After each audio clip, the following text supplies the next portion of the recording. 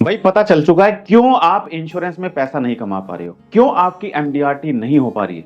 क्योंकि हमने एक सर्वे किया और हम लगभग 30 इंश्योरेंस एडवाइजर से जब हम मिले, हमने उन इंश्योरेंस एडवाइजर से पूछा कि भाई आप ये बताइए कि आप क्लाइंट के पास जाके क्लाइंट को किस तरीके से पॉलिसी समझाते हैं। तो आप विश्वास नहीं करेंगे, 30 में से लगभग 25 इंश्योरेंस एडवाइजर ने बोला कि हम सर इस तरीके से समझाते हैं, और जो उनका पॉलिसी समझाने का तरीका था वो बिल्कुल गलत था।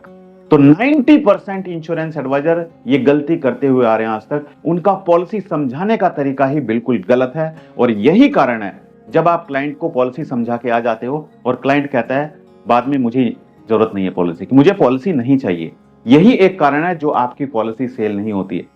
तो आज आपको इस वीडियो में समझना है कि कहीं आप तो वो गलती नहीं कर रहे हैं, अगर आप भी वो गलती करें तो आज से ही ये गलती सुधार लें।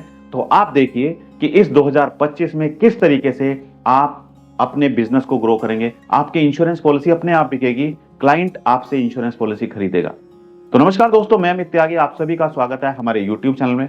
अगर आप हमारे YouTube चैनल पर पहली बार जुड़े, चैनल को सब्सक्राइब करना मत भूलिएगा और साइड में जो बेल आइकन है उस पर जाकर नोटिफिकेशन बेल को ऑल पर सेट कीजिएगा।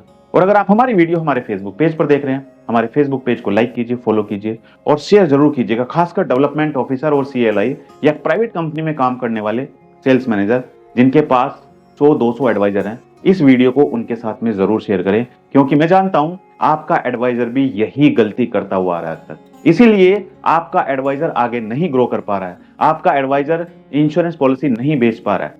आपको अपने एडवाइजर को एजुकेट करना है, उनको बताना है कि आप अपने सेलिंग टिप्स जो आप जिस तरीके से प्रेजेंटेशन देते हुए आ रहे हैं उसमें आज से आपको सुधार करना है। तो आइए वीडियो को शुरू करते हैं और समझते हैं। दोस्तों, जब हम इंश्योरेंस एडवाइजर से जाकर मिले, हमने उनके साथ लगभग आधा घंटा स्पेंड किया और हमने उनसे बात की कि भाई आप जाते हो, पॉलिसी क्यों नहीं बिकती है। वो कहते हैं सर पॉलिसी समझाते हैं लेकिन पॉलिसी कोई खरीदता ही नहीं है, समझ तो लेते हैं, बुला भी लेते हैं, लेकिन बाद में मना कर देते हैं कि हमें नहीं चाहिए।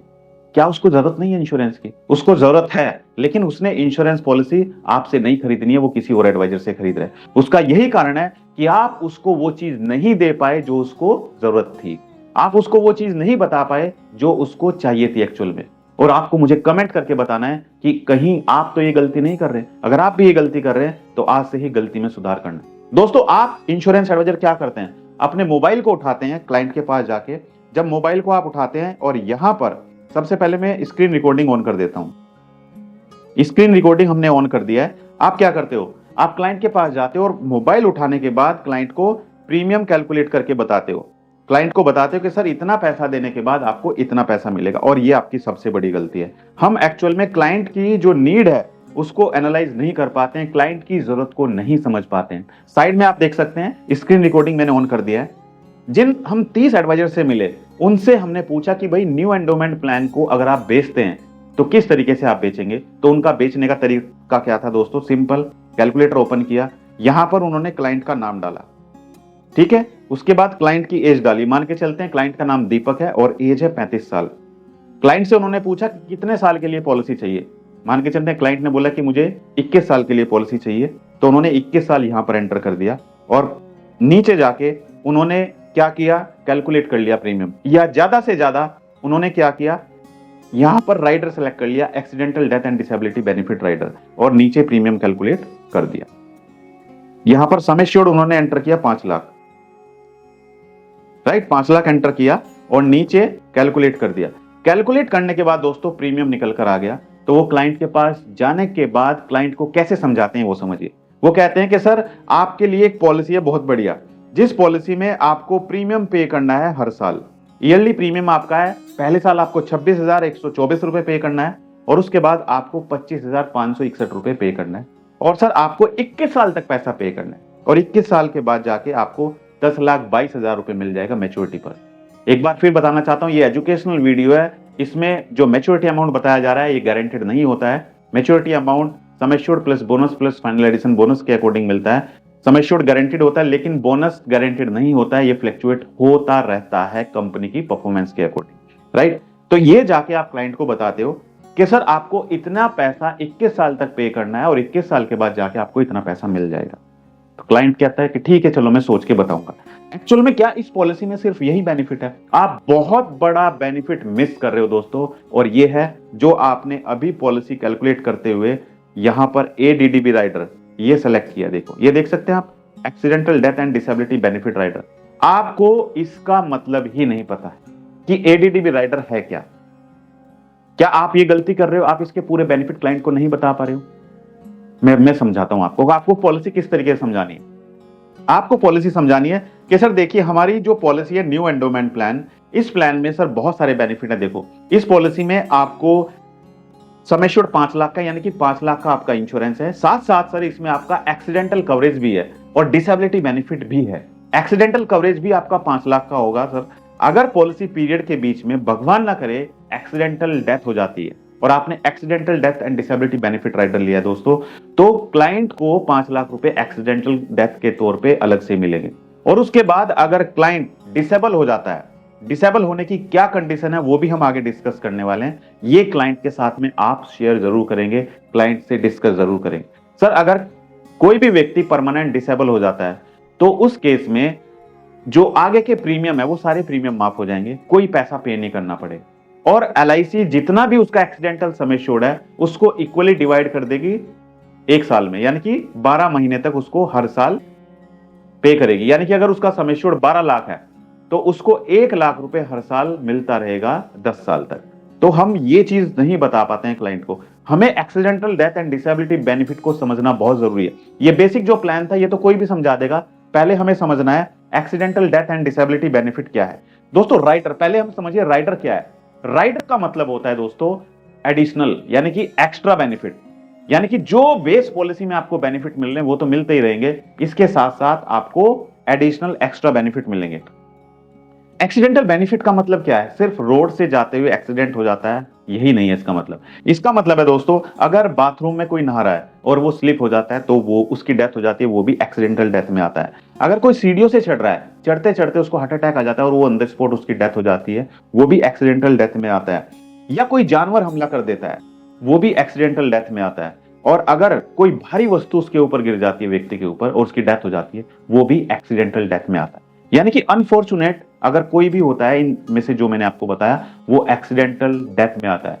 बहुत सारे एडवाइजर सिर्फ ये समझते हैं कि एक्सीडेंटल डेथ का मतलब होता है कि रोड से जा रहे हैं और गाड़ी से एक्सीडेंट हो जाता है और उसकी डेथ हो जाती है, तो वही एक्सीडेंटल डेथ में आता है। ऐसा बिल्कुल नहीं है। एक्सीडेंटल डेथ में वो तो आएगा ही आएगा, लेकिन इसके साथ साथ जो मैंने आपको बताए ये भी होता है, तो ये भी एक्सीडेंटल डेथ में आता है। इसके साथ साथ दोस्तों परमानेंट डिसेबिलिटी, डिसेबिलिटी में क्या होता है, यानी कि दुर्घटना के कारण अगर किसी के 2 हाथ चले जाते हैं, राइट, वो परमानेंट डिसेबिलिटी में आता है। 1 हाथ 1 पैर चला जाता है, वो भी एक्सीडेंटल परमानेंट डिसेबिलिटी में आता है। अगर दोनों आंखें चली जाती है, दोनों आंखों की रोशनी चली जाती है, वो भी परमानेंट डिसेबिलिटी में आता है। या फिर अगर दोनों पैर कट जाते हैं, वो भी एक्सीडेंटल डिसेबिलिटी में आता है। एक डिस्क्लेमर देना चाहूंगा, ये एजुकेशनल वीडियो है, किसी की भावनाओं से हम कोई खिलवाड़ नहीं कर रहे हैं, किसी की भावनाओं को ठेस पहुंचाने का कोई मतलब नहीं है इस वीडियो का, सिर्फ आपको एजुकेट करने के लिए कि आप अपने क्लाइंट को जाके समझाएं। इसके साथ साथ दोस्तों, अगर कोई व्यक्ति इन 6 में से कोई 4 चीज नहीं कर पाता है, कोई 4 चीज नहीं कर पाता है, तो वो भी परमानेंट डिसेबिलिटी में आएगा।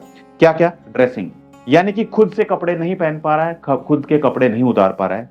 दूसरा, वॉशिंग, अपने आपको खुद से नहाना धोना नहीं कर पा रहा है। तीसरा, फीडिंग, प्लेट से उठाकर खाना नहीं खा पा रहा है, यानी कि वो कोई भी काम अपना नहीं कर पा रहा है। चौथा, टॉयलेटिंग, टॉयलेट नहीं जा पा रहा है, इस कंडीशन में नहीं है कि वो खुद से टॉयलेट में चला जाए। 5वां, मोबिलिटी, यानी कि एक कमरे से दूसरे कमरे में भी नहीं जा पा रहा है।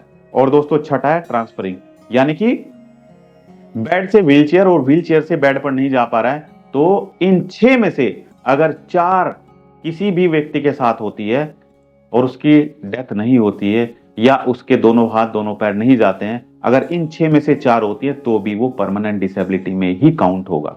एक बार फिर थोड़ा इजी तरीके से बता देता हूं। देखो, इसमें क्या होता है, परमानेंट डिसेबिलिटी में किसी के दोनों हाथ यहां से चले जाते हैं, यहां से दोनों हाथ कट जाते हैं, ये परमानेंट डिसेबिलिटी। दोनों आंखों की रोशनी चली जाती है, परमानेंट डिसेबिलिटी। एक हाथ और एक पैर चला जाता है, परमानेंट डिसेबिलिटी, राइट। तो इसी तरीके से ये परमानेंट डिसेबिलिटी में आता है। लेकिन अगर किसी के साथ ऐसा नहीं होता है, ऐसा नहीं होता है, ना तो उसके हाथ जाते हैं ना पैर जाते हैं। लेकिन वो जो ये 6 पॉइंट्स मैंने बताए, ड्रेसिंग नहीं कर पा रहा है खुद, राइट, वॉशिंग नहीं कर पा रहा है, फीडिंग नहीं कर पा रहा है, खाना नहीं खा पा रहा है, टॉयलेटिंग नहीं जा पा रहा है, मोबिलिटी नहीं कर पा रहा है और ट्रांसफरिंग नहीं कर पा रहा है। इन 6 में से अगर 4 चीज किसी के साथ होती हैं तो भी क्या होता है, वो परमानेंट डिसेबिलिटी में काउंट होता है। ये बेनिफिट हम कहीं ना कहीं मिस करते हैं बताना, और मैं सभी इंश्योरेंस एडवाइजर से यही आग्रह करना चाहूंगा कि आप जब भी कोई पॉलिसी समझाएं क्लाइंट को तो साथ में राइडर जरूर समझाएं। दोस्तों, हम इंश्योरेंस पॉलिसी तभी सेल कर सकते हैं जब हम क्लाइंट को राइडर बताएंगे, क्योंकि राइडर में कम पैसा पे करके बहुत ज्यादा बेनिफिट मिलता है, एडिशनल बेनिफिट मिलता है, और ये चीज हम मिस कर देते हैं। हम क्लाइंट को बेनिफिट नहीं बता पाते हैं राइडर के। तो दोस्तों, अगर आपका कोई सुझाव है तो हमें कमेंट करके जरूर बताइए, और मुझे कमेंट करके ये भी बताइए कि क्या आप अपने क्लाइंट को ये सब बेनिफिट बताते थे या नहीं बताते थे। अगर नहीं बताते तो आज से आपको शुरू करना है, और मैं चाहता हूं कि अगर आप इस तरीके से काम करेंगे तो डेफिनेटली दोस्तों आप जरूर एमडीआरटी करेंगे और आप दूसरे की लाइफ को भी सिक्योर करेंगे। ये वीडियो बनाने का मकसद सिर्फ आपको एजुकेट करना है, ये एजुकेशनल वीडियो है। हम किसी की भावनाओं को कोई ठेस नहीं पहुंचा रहे हैं, हम किसी के बारे में कुछ गलत बात नहीं कर रहे हैं। ये सिर्फ आपको समझाने के लिए कि हमें अपने परिवार को सुरक्षित करना चाहिए, ताकि हम सुरक्षित रहें और हमारा परिवार सुरक्षित रहे। तो अगर आपको वीडियो अच्छा लगा तो वीडियो को लाइक और शेयर जरूर कीजिएगा। और दोस्तों, अगर आप कोई चाहते हैं किसी दूसरे टॉपिक के बारे में वीडियो, तो कमेंट करके आप लिख सकते हैं। मैं कोशिश करूंगा कि उस टॉपिक के बारे में एक सेपरेट वीडियो बनाकर आपको दूं। बहुत सारे इंश्योरेंस एडवाइजर के सवाल आते हैं कि सर हमें क्लाइंट नहीं मिलते, हम ऑनलाइन क्लाइंट कैसे ढूंढें। तो दोस्तों, आप सभी के लिए मैंने लॉन्च किया है डिजिटल मार्केटिंग कोर्स। ये डिजिटल मार्केटिंग कोर्स आपकी मदद करेगा कि किस तरीके से आप ऑनलाइन गूगल, यूट्यूब और फेसबुक के द्वारा घर बैठे बैठे अपने लिए क्लाइंट ढूंढ सकते हैं। तो अगर आप सीखना चाहते हैं डिजिटल मार्केटिंग, तो सीधे आपको जाना है गूगल प्ले स्टोर पर। वहां पर जाकर आपको मेरा नाम सर्च करना है, अमित त्यागी। आपके सामने हमारी एप्लीकेशन होगी, उस एप्लीकेशन को डाउनलोड कीजिए, इंस्टॉल कीजिए, मोबाइल नंबर एंटर कीजिए, और उसके बाद आप हमारे कोर्स जो भी हैं वो सामने देख सकते हैं। आप वहां पर जाकर कोर्स में एनरोल कर सकते हैं। और अगर आप डायरेक्टली लिंक से ज्वाइन करना चाहते हैं तो नीचे डिस्क्रिप्शन में मैं अपनी एप्लीकेशन का लिंक डाल देता हूं, वहां पर जाकर आप एप्लीकेशन को इंस्टॉल कर सकते हैं। कौन कौन तैयार हैं इस साल एमडीआरटी करने के लिए, मुझे कमेंट करके जरूर बताइए। Thank you so much, all the best.